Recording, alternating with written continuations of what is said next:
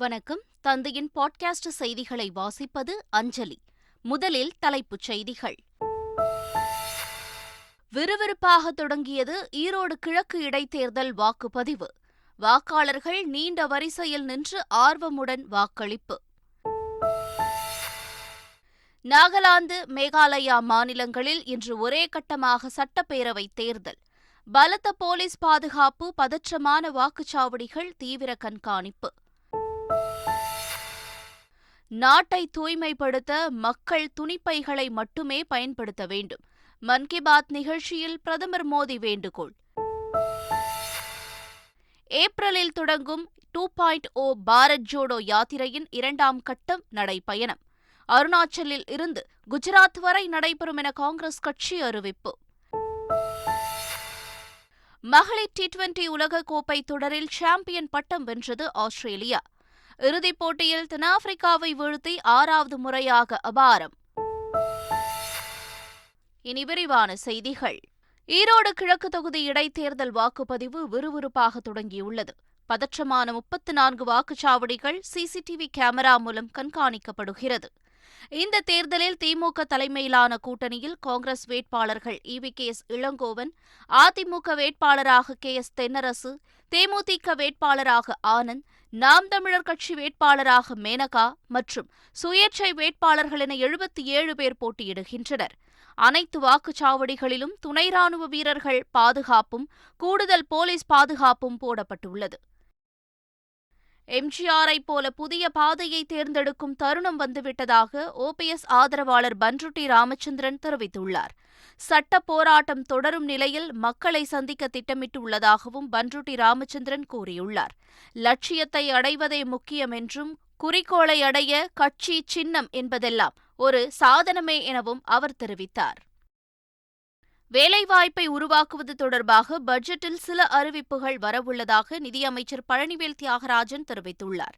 மேலும் வீட்டிற்கு ஒரு ஸ்டார்ட் அப் வந்தால்தான் முதல்வரின் 1 டிரில்லியன் பொருளாதாரத்தை அடைய முடியும் எனவும் அவர் கூறியுள்ளார். வீட்டிற்கு ஒரு ஸ்டார்ட் அப், வீட்டிற்கு ஒரு தொழில் என்ற அளவுக்கு வந்தால்தான் முதலமைச்சருடைய கனவான 1 டிரில்லியன் பொருளாதாரம் நம்மளால் அடைய முடியும். அதற்கு பல வகையில் ஊக்கம் அரசாங்கமும் சட்டமன்ற உறுப்பினர்களும் என்னை போல திட்டமிட்டு செயல்படுற உறுப்பினர்களும் குறிப்பாக செய்ய கடமைப்பட்டிருக்கிறோம். பனிக்காலம் என்பதால் இந்தியா முழுவதும் பால் தட்டுப்பாடு ஏற்பட வாய்ப்புள்ளதாக பால்வளத்துறை அமைச்சர் நாசர் கூறியுள்ளார். தூத்துக்குடி ஆவின் பால் அலுவலகத்தில் ஆய்வு மேற்கொண்ட அமைச்சர் நாசர் அதிகாரிகளுடன் ஆலோசனை மேற்கொண்டார். பின்னர் செய்தியாளர்களை சந்தித்த அவர், பனிக்காலம் என்பதால் தற்போது இந்தியா முழுவதும் பால் தட்டுப்பாடு ஏற்படும் என கூறினார். கோடை காலத்தில் ஐஸ்கிரீம் தயாரிப்பில் தனி கவனம் செலுத்தி அண்டை மாநிலங்களுக்கும் அதன் விற்பனையை எடுத்து செல்ல முயற்சி நடைபெறுவதாகவும் அமைச்சர் நாசர் தெரிவித்தார். இது வந்து பனி சீசன். இந்த சீசன்ல எப்பவுமே ஒவ்வொரு கடந்த ஆண்டு அப்படி அதுக்கு முந்தின ஆண்டு அப்படிதான் ஒவ்வொரு ஆண்டு ஏற்படக்கூடிய தட்பவெப்ப சூழ்நிலையில ஏற்படக்கூடிய நிகழ்வு தான். அது சரி செய்யும். உங்களை ஆட்டோமேட்டிக் இந்த மார்ச் மாதம் உங்களுக்கு கிளியர் ஆகும்.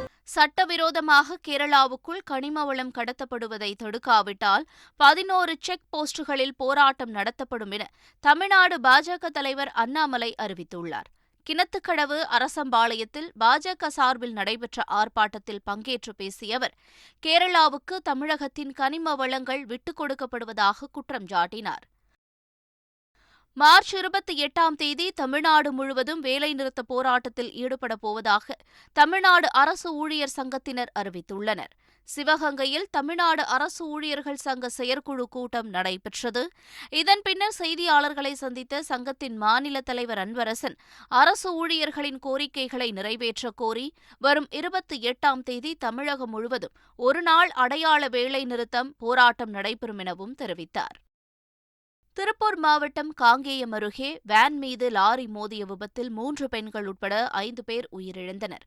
இந்த நிலையில் உயிரிழந்தவர்களின் குடும்பத்திற்கு தலா 2 லட்சம் ரூபாய் நிதி உதவியை முதலமைச்சர் ஸ்டாலின் அறிவித்திருக்கிறார். அவர் வெளியிட்டுள்ள அறிக்கையில், உயிரிழந்தவர்களின் குடும்பத்தினருக்கும் அவரது உறவினர்களுக்கும் தனது ஆழ்ந்த இரங்கலை தெரிவித்துக் கொள்வதாகவும் குறிப்பிட்டுள்ளார். புதுச்சேரி துறைமுகத்தில் சென்னைக்கு சரக்கு கப்பல் போக்குவரத்து தொடங்கப்பட்டுள்ளது. வாரத்தில் 2 நாட்கள் புதுச்சேரி சென்னை இடையே சரக்கு கப்பலை இயக்க திட்டமிடப்பட்டுள்ளது. சென்னை புதுச்சேரி தூத்துக்குடி இடையே கடல்வழி பயணிகள் போக்குவரத்திற்கும் இந்த திட்டம் வழிவகுக்கும் என்றும் தகவல் தெரிவிக்கப்பட்டுள்ளது. படப்பிடிப்பு தளங்களில் ஏற்படும் விபத்துகளில் உயிரிழக்கும் தொழிலாளர்களின் குடும்பத்தினருக்கு நிதி திரட்டும் வகையில் சென்னையில் வரும் 19ஆம் தேதி AR ரஹ்மானின் இசை நிகழ்ச்சி நடைபெறும் என பெப்சி தலைவர் RK செல்வமணி தெரிவித்துள்ளார். சென்னையில் செய்தியாளர்களை சந்தித்த அவர் இதனை தெரிவித்தார். லைட்மேன் சங்கத்தைச் சேர்ந்த உறுப்பினர்கள் பணிபுரிகிற இடத்தில் விபத்தில் ஏற்பட்டு மரணமடைந்தால் அவங்கள காப்பாற்றுறதுக்கு நான் ஒரு கார்பஸ் ஃபண்டு ரெடி பண்ணுறேன் செல்வமணி அப்படின்னு ஒரு கடிதம் அனுப்பியிருந்தார். அவர்களுக்கு உதவி செய்ய ஒரு மியூசிக்கல் ஈவெண்ட் அவர் ரெடி பண்ணி வருகின்ற மார்ச் 19ஆம் தேதி நேரு உள்விளையாட்டரங்கில் ஒரு ஈவெண்ட் ரெடி பண்ணுறாங்க. அந்த நிகழ்ச்சியில் திரட்டப்படுகின்ற நிதி மற்றும் அவர் மூலம் கிடைக்கப்படுகின்ற நன்கொடைகள் அனைத்தையும் சேர்த்து ஒரு கார்பஸ் ஃபண்டு மாதிரி பண்ணி லைட்மேன் சங்கத்தைச் சேர்ந்த உறுப்பினர்கள் எந்த திரைப்படங்களில் பணிபுரிந்து விபத்து ஏற்பட்டு இறந்தால் அல்லது அவர்கள் மருத்துவ உதவி தேவைப்பட்டால் அந்த கார்பஸ் ஃபண்ட் அந்த நிதி ஆதாரத்தை பயன்படுத்திக்கலாம். சென்னையில் குடிபோதையில் வாகனம் ஓட்டிய வழக்குகளில் கடந்த 5 வாரங்களில் 4 கோடி ரூபாய்க்கு மேல் அபராதம் வசூலிக்கப்பட்டுள்ளது. அபராதம் செலுத்தாதவர்களின் சம்பந்தப்பட்ட வாகனம் மட்டுமின்றி மற்ற அசையும் சொத்துக்களையும் பறிமுதல் செய்ய நீதிமன்ற ஆணை பிறப்பிக்கப்படும் என்றும் போலீசார் எச்சரித்துள்ளனர். தமிழக நாட்டுப்புற இசைக்கலையின் பெருவிழா மாநாடு நெல்லையில் நடைபெற்றது. விழாவிற்கு சபாநாயகர் அப்பாவு தலைமை தாங்கி கலைஞர்களுக்கு பாராட்டு சான்றிதழ்களை வழங்கி கௌரவித்தார். இதில் கலந்து கொண்டு பேசிய தமிழ்நாடு இயல் இசை நாடகமன்ற தலைவர் வாகை சந்திரசேகர், நலவாரியத்தில் உறுப்பினர்களை அதிகரிக்க நடவடிக்கை எடுக்கப்பட்டு வருவதாக கூறினார். முன்னதாக சிலம்பாட்டம், கரகாட்டம், காவடியாட்டம், ஒயிலாட்டம், நையாண்டி மேளம் உள்ளிட்ட நாட்டுப்புற நிகழ்ச்சிகள் களை கட்டியது. சென்னை விமான நிலையத்தில் ஆணையக ஊழியரிடமிருந்து 2 கிலோ 600 கிராம் தங்கம் பறிமுதல் செய்யப்பட்டது. பாதுகாப்பு சோதனை பகுதியிலிருந்து சந்தேகத்திற்கிடமான முறையில் சென்ற விமான நிலைய ஆணையக ஊழியரிடம் மத்திய தொழில் பாதுகாப்பு படையினர் சோதனை மேற்கொண்டனர். அதில் 1,30 லட்சம் ரூபாய் மதிப்பிலான 2 கிலோ 600 கிராம் தங்கம் மறைத்து வைத்திருந்தது கண்டறியப்பட்டது. இலங்கையிலிருந்து வந்த பயணி ஒருவர் அதிகாரிகளிடம் சிக்காமல் இருக்க கடத்தல் தங்கத்தை ஊழியரிடம் கொடுத்தது விசாரணையில் தெரியவந்தது. கேரள மாநிலம் கொச்சி விமான நிலையத்தில் கேப்சூல்களில் வைத்து கடத்தப்பட்ட தங்கத்தை அதிகாரிகள் பறிமுதல் செய்தனர். மலப்புரத்தைச் சேர்ந்த ஃபைசல் என்பவர் 4 கேப்சூல்களில் 1 கிலோவிற்கும் மேற்பட்ட தங்கத்தை திரவ வடிவில் மாற்றி விமான நிலையத்தில் கடத்த முயன்றுள்ளார். அங்கு சுங்கத்துறை அதிகாரிகள் நடத்திய சோதனையில் ஃபைசல் சிக்கிய நிலையில் அவரிடமிருந்து 54 லட்சம் மதிப்பிலான தங்கம் பறிமுதல் செய்யப்பட்டது. காரைக்கால் அருகே தமிழக மீனவர்கள் மீது தாக்குதல் நடத்திய இலங்கை கடற்படையினர் 10 லட்சம் ரூபாய் மதிப்பிலான பொருட்களை கொள்ளையடித்து சென்றனர். காரைக்கால், மயிலாடுதுறை மாவட்டங்களைச் சேர்ந்த 11 மீனவர்கள் அஞ்சப்பன் என்பவருக்கு சொந்தமான படகில் கடந்த 24ஆம் தேதி கடலுக்குள் மீன்பிடிக்க சென்றனர். நேற்றிரவு தென்கிழக்கு பகுதியில் மீன்பிடித்துக் கொண்டிருந்த போது அங்கு வந்த இலங்கை கடற்படையினர் மீனவர்களை கண்மூடித்தனமாக தாக்கி அவர்களிடமிருந்த வாக்கி டாக்கி, வெள்ளி சங்கிலி, திசைகாட்டும் கருவி, செல்போன்கள் ஆகியவற்றையும் 5 லட்சம் ரூபாய் மதிப்பிலான மீன்களையும் கொள்ளையடித்து சென்றனர். இந்த பிரச்சினையில் மத்திய அரசு தலையிட்டு உரிய தீர்வு அளிக்க வேண்டும் என்றும் மீனவர்கள் கோரிக்கை விடுத்துள்ளனர். காஞ்சிபுரம் காமாட்சியம்மன் கோயில் மாசி மாத பிரம்மோற்சவத்தின் 2ஆம் நாள் உற்சவம் விமரிசையாக நடைபெற்றது. வெள்ளை நிற பட்டு உடுத்தி, திருவாபரணங்கள், மல்லிகைப்பூ மாலைகள் அணிந்து லட்சுமி சரஸ்வதி தேவிகளுடன் வெள்ளிச்சந்திர பிறை வாகனத்தில் காமாட்சியம்மன் எழுந்தருளினார். பின்னர் மேளதாளம், பேண்டு வாத்தியங்கள் முழங்க காஞ்சிபுரம் நகரின் 4 ராஜவீதிகளில் வலம் வந்தார். வழிநெடுகிலும் பக்தர்கள் ஏராளமானோர் அம்மனை தரிசனம் செய்தனர். மாசி திருவிழாவின் 2ஆம் நாள் நிகழ்ச்சியில் திருச்செந்தூர் முருகன் கோயிலில் பக்தர்கள் கூட்டம் அலைமோதியது. குமரியைச் சேர்ந்த 100க்கும் மேற்பட்ட பக்தர்கள் வில்லு பாடல்களை பாடியும், பாத யாத்திரையாகவும், அலகு குத்தி, பால்குடம் மற்றும் பல வகை காவடி எடுத்து வந்தும் நேர்த்திக்கடன் செலுத்தினர். இதனால் நாழிக்கிணறு வள்ளிக்குகை கோவில் வளாகம் முழுவதும் பக்தர்கள் வெள்ளமாக காட்சியளித்தது. கிருத்திகை தினத்தை முன்னிட்டு பழனி தண்டாயுதபாணி கோயிலில் பக்தர்கள் கூட்டம் அலைமோதியுள்ளது. விடுமுறை நாள் என்பதால் தமிழ்நாடு மட்டுமின்றி கேரளா, ஆந்திரா, கர்நாடகா உள்ளிட்ட மாநிலங்களிலிருந்தும் பக்தர்களின் வருகை அதிகரித்ததால் தரிசனம் செய்ய 5 மணி நேரம் காத்திருக்கும் சூழல் உருவானது. அதிகாலை முதலே பக்தர் கூட்டம் அலைமோதியதால் பொது தரிசனம், சிறப்பு மற்றும் கட்டண தரிசனம் உள்ளிட்ட அனைத்து தரிசன வழிகளிலும் பக்தர்கள் கூட்டம் நிரம்பி வழிந்தது. சென்னை திருவொற்றியூர் தியாகராஜ சுவாமி கோயிலில் மாசி பிரம்மோற்சவ விழா கொடியேற்றத்துடன் தொடங்கியது. கொடியேற்றத்தையொட்டி தியாகராஜ சுவாமி சிறப்பு மலர் அலங்காரத்தில் பஞ்சமூர்த்திகளுடன் கொடிமரம் அருகே எழுந்தருளினார். பின்னர் மங்கள வாத்தியங்கள், சங்கநாதங்கள் முழங்க கொடியேற்றம் நடைபெற்றது. சேலை என்பது வெறும் ஆடையல்ல, அது ஒரு மொழி என நடிகை மஞ்சு வாரியர் மனம் திறந்துள்ளார். மலையாளத்தில் முன்னணி நடிகையும் தமிழில் அசூரன், துணிவு படங்களின் மூலம் மஞ்சு வாரியர் ஏராளமான ரசிகர்களின் மனதை கவர்ந்துள்ளார். சமூக வலைதளங்களில் தொடர்ந்து புகைப்படங்களை பகிர்ந்து ரசிகர்களின் கவனத்தை ஈர்த்து வரும் மஞ்சு வாரியர் சேலை அணிந்த புகைப்படங்களை பகிர்ந்து மகிழ்ச்சியை வெளிப்படுத்தியுள்ளார். இந்தியன் 2ஆம் பாகம் முழுக்க முழுக்க அரசியல் பேசும் படமாக இருக்கும் என கமல்ஹாசன் தெரிவித்துள்ளார். ஷங்கர் இயக்கத்தில் இந்தியன் 2 படப்பிடிப்பு சென்னையில் விறுவிறுப்பாக நடைபெற்று வரும் நிலையில் விரைவில் படப்பிடிப்பு முடிவடையும் என எதிர்பார்க்கப்படுகிறது. இந்த படம் சார்ந்து மக்கள் நீதி மய்யம் கட்சி செயற்குழு கூட்டத்தில் பேசிய கமல்ஹாசன் முழுக்க முழுக்க அரசியல் படமாக இருக்கும் என பேசியதாக தகவல் வெளியாகியுள்ளது. நாகாலாந்து மற்றும் மேகாலயாவில் சட்டமன்ற தேர்தலுக்கான வாக்குப்பதிவு விறுவிறுப்பாக தொடங்கியுள்ளது. நாகாலாந்தில் மொத்தமுள்ள 60 சட்டமன்ற தொகுதிகளுக்கு பாஜக, NTPP கட்சிகளைச் சேர்ந்த 183 வேட்பாளர்கள் போட்டியிடுகின்றனர். இதேபோன்று மேகாலயாவிலும் 59 இடங்களுக்கு வாக்குப்பதிவு தொடங்கியுள்ளது. இரு மாநிலங்களிலும் பதற்றமான வாக்குச்சாவடிகள், பாதுகாப்பு ஏற்பாடு பலப்படுத்தப்பட்டுள்ளது. வாக்கு எண்ணிக்கை மார்ச் 2ஆம் தேதி நடைபெறும் என்றும் அறிவிக்கப்பட்டுள்ளது. டென்மார்க் நாட்டின் இளவரசர் மற்றும் இளவரசி ஆகியோர் உலக அதிசயமான தாஜ்மஹாலை நேரில் கண்டு ரசித்தனர்.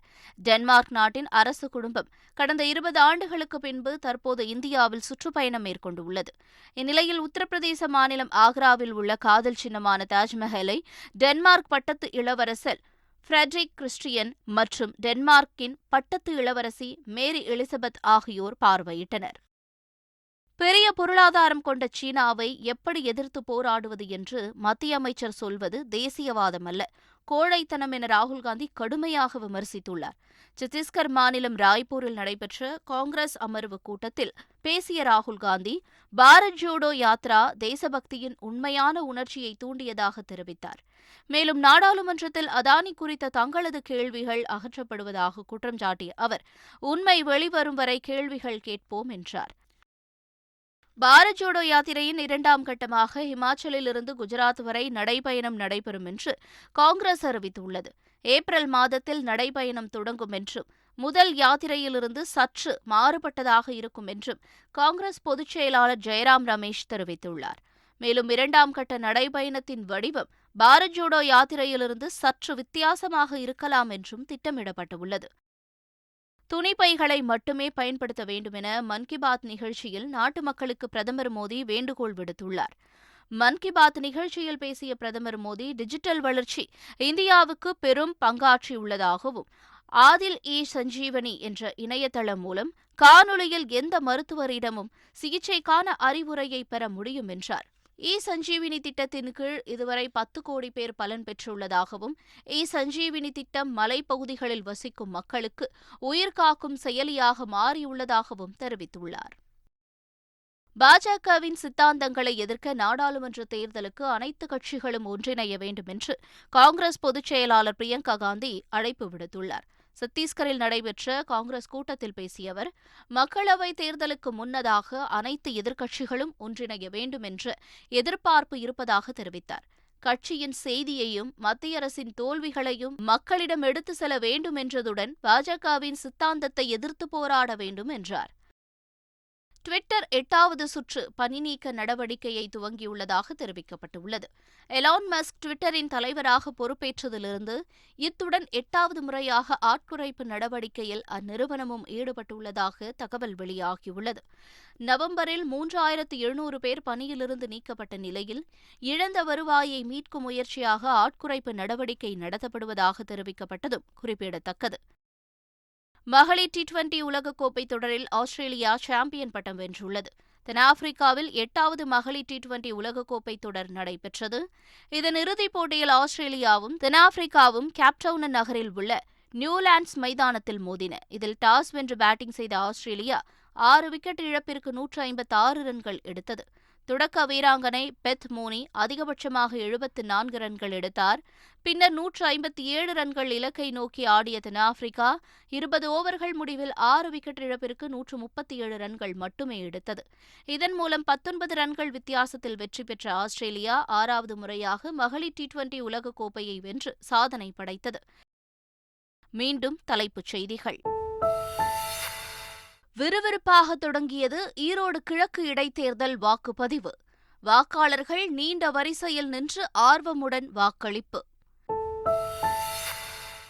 நாகாலாந்து, மேகாலயா மாநிலங்களில் இன்று ஒரே கட்டமாக சட்டப்பேரவை தேர்தல். பலத்த போலீஸ் பாதுகாப்பு, பதற்றமான வாக்குச்சாவடிகள், தீவிர கண்காணிப்பு. நாட்டை தூய்மைப்படுத்த மக்கள் துணிப்பைகளை மட்டுமே பயன்படுத்த வேண்டும். மன் கி பாத் நிகழ்ச்சியில் பிரதமர் மோடி வேண்டுகோள். ஏப்ரலில் தொடங்கும் 2.0 பாரத் ஜோடோ யாத்திரையின் 2ஆம் கட்டம் நடைபயணம். அருணாச்சலில் இருந்து குஜராத் வரை நடைபெறும் என காங்கிரஸ் கட்சி அறிவிப்பு. மகளிர் T20 உலகக்கோப்பை தொடரில் சாம்பியன் பட்டம் வென்றது ஆஸ்திரேலியா. இறுதிப் போட்டியில் தென்னாப்பிரிக்காவை வீழ்த்தி 6வது முறையாக அபாரம். இத்துடன் பாட்காஸ்ட் செய்திகள் நிறைவு பெற்றன. வணக்கம்.